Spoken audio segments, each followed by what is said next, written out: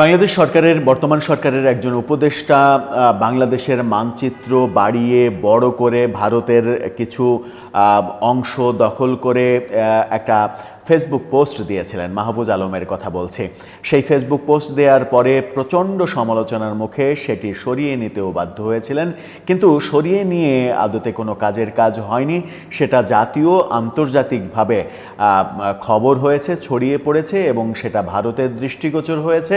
ভারত তখন থেকেই সতর্ক অবস্থা জারি করেছে। এবার নতুন আরেকটা তথ্য আসলো। বাংলাদেশের কোনো এক জঙ্গি গোষ্ঠী বাংলাদেশের মানচিত্র বড় করে বেশ কিছুদিন আগে গত বৈশাখে ঢাকা বিশ্ববিদ্যালয়ে সেই মানচিত্র প্রদর্শন করেছিল। এরকম অভিযোগ এবং এরকম আলোচনা এবার ভারতীয় পার্লামেন্টে আসলো। ভারতের পররাষ্ট্রমন্ত্রী এই ব্যাপারে কথা বললেন। এই ব্যাপারগুলো সম্ভবত বাংলাদেশের জন্য কাল হতে চলেছে এবং বাংলাদেশ ভারতের সম্পর্ক পুনরায় ভালো জায়গায় নিয়ে যাওয়ার পথে বড় ধরনের বাধা হিসেবে কাজ শুরু করেছে। দর্শক, কি হচ্ছে বাংলাদেশের বড় মানচিত্র নিয়ে? বাংলাদেশের মানচিত্র আমরা বড় করতে চাইছি কোন দৃষ্টিকোণ থেকে কিংবা কোন হিসাবে, সেটা একটা বোঝার চেষ্টা করব এই ভিডিওতে। থাকবেন পলিটিক্স টিভির নিয়মিত আয়োজনে।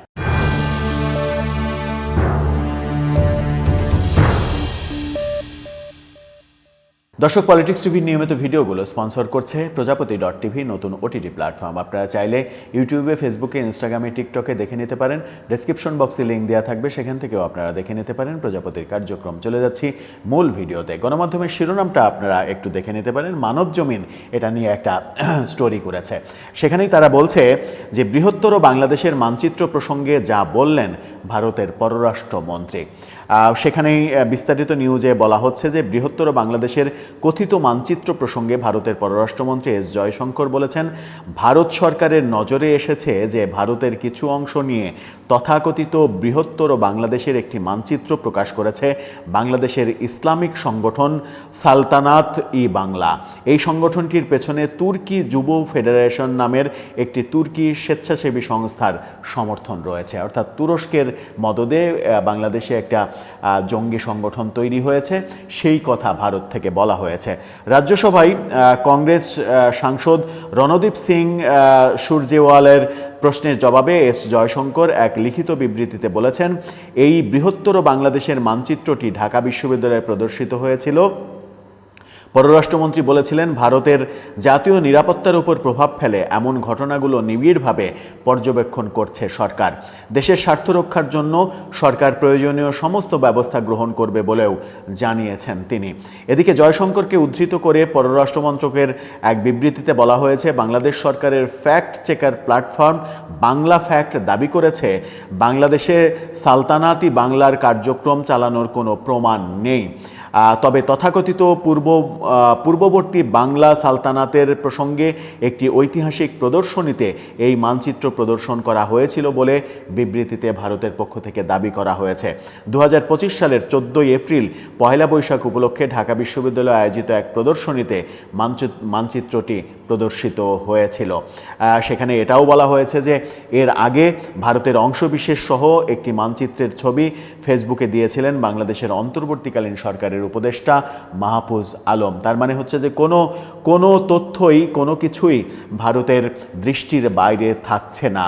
কিন্তু এই কর্মকাণ্ডগুলো যখন বাংলাদেশে হচ্ছে, তখন বাংলাদেশ সরকার কেন নির্বিকার ভূমিকা পালন করছে? কেন তারা নিশ্চুপ থাকছে? কেন এটার ব্যাপারে কোনো পদক্ষেপ নিচ্ছে না? উপদেষ্টা মাহফুজ আলম যখন এই কাজটা করেছিলেন, তখনই তো তার উপদেষ্টা পদ থাকার কথা নয়, সেই সমালোচনা হয়েছিল। কিন্তু তিনি বহাল তবিয়তে রয়েছেন। আর বহাল তবিয়তে তিনি কেন? আসিফ মাহমুদ সজীব ভুঁইয়ার বিরুদ্ধে যে এত অভিযোগ, গাদা অভিযোগ, আমার মনে হয় যে আওয়ামী লীগের আমলে কোনো মন্ত্রীর বিরুদ্ধেও গত 15 বছরে এত অভিযোগ আসেনি। এই মাত্র 1 বছরে আসিফ মাহমুদ সজীব ভুঁইয়ার বিরুদ্ধে যত অভিযোগ আমরা গণমাধ্যমে দেখতে পেয়েছি, তারপরেও তিনি বহাল তবিয়তে রয়েছেন। তার মানে সরকারের একটা সিদ্ধান্তই যে তারা যে যাই করুক না কেন, তারা ঠিক জায়গা মতোই থাকবে। এরকমটাই যদি চলে, তাহলে ভারত বাংলাদেশ সম্পর্কের উন্নতির কথা যে আমাদের পররাষ্ট্র উপদেষ্টা কয়েকদিন আগে বলেছিলেন যে সম্পর্ক পুনরায় তৈরি করার চেষ্টা করা হচ্ছে।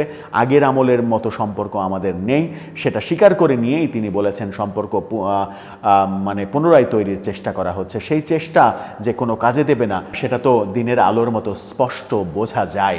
যখন বোঝা যায়, যখন আমরা সাধারণ মানুষই বুঝতে পারি, তখন সরকার কি বুঝতে পারেন না? সেই প্রশ্নটা থেকেই যায়। দর্শক, আপনার মতামত জানিয়ে লিখতে পারেন আমাদের কমেন্ট বক্সে।